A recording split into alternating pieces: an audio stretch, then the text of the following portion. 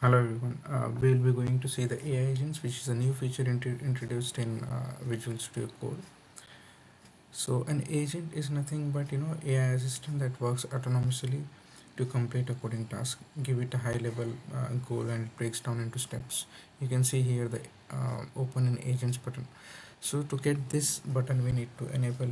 First of all, we need to go in settings, chat settings. Then we have here this to be enabled. If you uncheck this, you see you cannot find this button. If you check this, you can have the agents, right?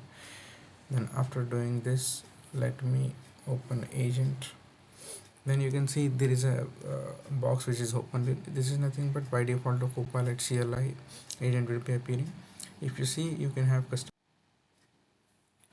You can see the agents window is open now. By default, we have Copilot CLI with the agent cloud. We can also select the CLI as cloud here instead of Copilot. We can also get there are now customizations. You can see on the here there are agents, different kinds of. We can use these agents. We can also use the skill, like we define in skills we define what kind of things we want to do. Here the instructions are there. Again, hooks, MCP servers and plugins are there. Okay, now again, for example, I'll start with a problem saying I want to create a web app using Python with Flask. I can hit enter.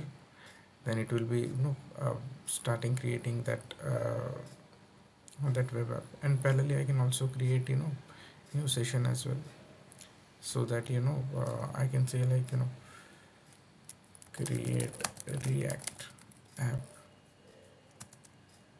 I can say enter. So if you see new session also in parallel starting, so both are working in parallel. You can see how the whole feature is. There are, again, it will ask some permissions, what kind of app you need to create and all the things.